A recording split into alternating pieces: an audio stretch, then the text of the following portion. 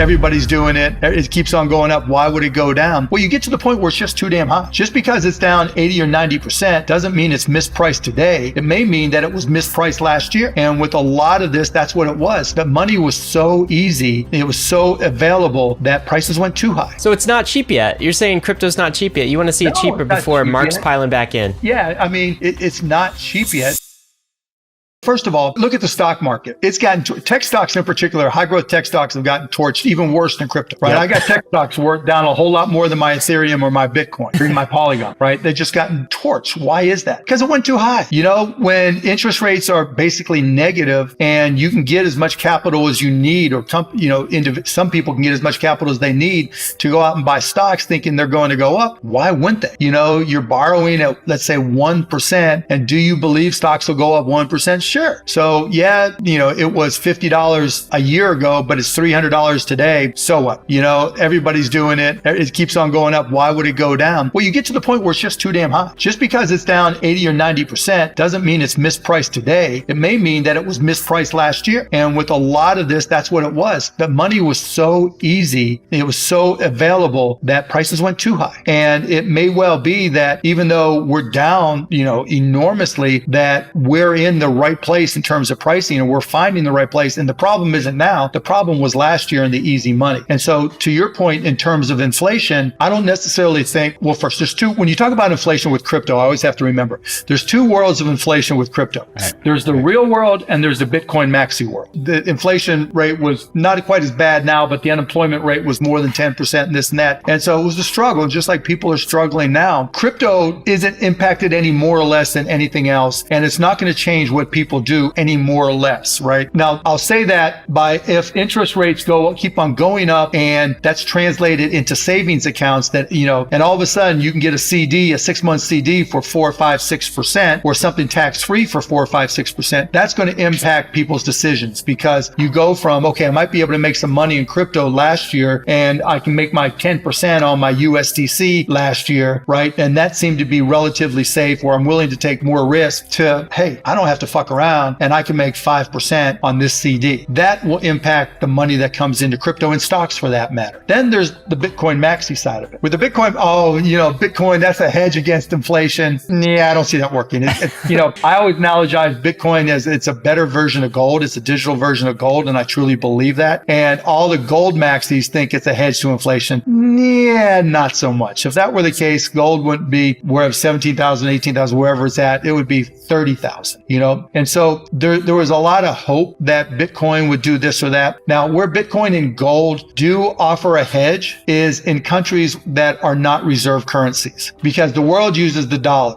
If you're in pick a country, right? Zumunda, right? And they have hyperinflation. Owning Bitcoin or gold is much better because it's going to fluctuate relative to the dollar or let's say the euro, and it's going to be stable and it's going to look like a really good hedge against that Zumundo currency. But then so would the dollar, So, I think the Bitcoin Maxi's got it dead wrong. And I think part of the challenge for Bitcoin is, even with the Lightning Network improving and becoming more popular, there's not enough utility, but that's the same problem gold has. Nobody needs gold jewelry. People like gold jewelry and want it, but they don't need it. And so there's a utility issue with Bitcoin. But that said, like gold, it's a good store of value. It's a better store of value when you're trying to be diverse in your portfolio. And that's why I own it, because I think I have no idea where it'll go. I have no idea how low it'll go. But I do know that once there are applications with smart contracts, not on Bitcoin, but across crypto that regular people use and figure out, just like streaming was a better version of getting audio and video than traditional media was, when there's better reason to use crypto applications, that's when it takes off. What do you like better, Mark? ETH or Bitcoin? If I had to buy one today for a month, I'd probably buy Bitcoin because there's not that push of applications right now. I mean, I'm trying to invest. If you got one that, is a business application that replaces not just fintech, but let's just say something you do in the office. Here's the way we've been doing it. I use this app all the time and, it has nothing to do with fintech. It has nothing to do with collectibles. This is just I'm using smart contracts on Ethereum or whatever blockchain, and it's made my life a lot more efficient and a lot better. When those start to happen, whichever blockchain they're on, bam, right? Then people start saying, oh, I got to use, it's just like, my 13-year-old wants Snapchat. Bam, I got to have Snapchat. Got to have, when I turn 13, I got to have Snapchat, or I got to have Instagram or whatever it is, TikTok.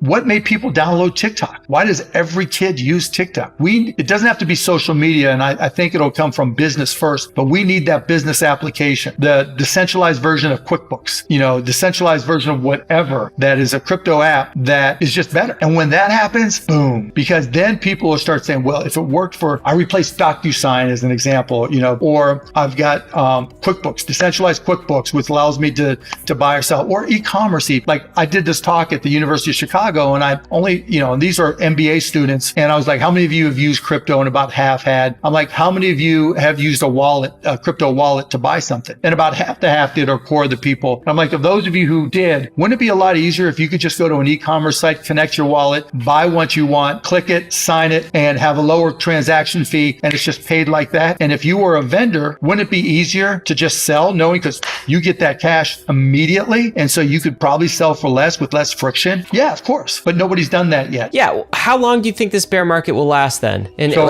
is this going to be a long, dark winter? No, it lasts until there's a catalyst. And that catalyst is going to be an application, or we get so low, people go, fuck it, I'll buy some. I'm almost there. Are you there? Are you there? It's like stocks, right? I look at stocks and I'll look at the market cap. I'm like, is Amazon, I own a bunch of Amazon, but should I buy more Amazon? It's $1 trillion market cap. That's not a fucking price, right? There's some other companies where you look at it and they're like, it's a $250 market cap plus some debt now because they borrow cheap. I'm like, if this were coming public, if this were being pitched to me as a private company at this valuation on Shark Tank, would I invest in it? And if the answer is yes, I'll buy it, right? And if you think back, whether it's Bitcoin, Ethereum, Polygon, Matic, ICP, any of them, or even the new ones like Ape, and you look at the market caps and you see it's $1 billion plus market cap, or 6 billion or 8 billion or 40 billion, you don't look at that and go, that's cheap. Because if you remember back to, DeFi summer, these things were selling for less than a penny and their market caps were in the hundreds of millions. And then you look at some things like ALCX, and you look at, what are some of the others that are DeFi, Uniswap or SushiSwap rather, and even Uniswap, particularly SushiSwap, has got like a $250 million market. And then you look to say, why is that relatively cheap, right, compared to everything else? Well, because there's no utility there. You get paid it if you're an LP, then what? Who's going to buy it from you? What's the reason to buy it from? And so what happens is, it's not so much about the builders yet, but what happens is you'll see a consolidation. You'll see somebody whose market cap, if Cardano,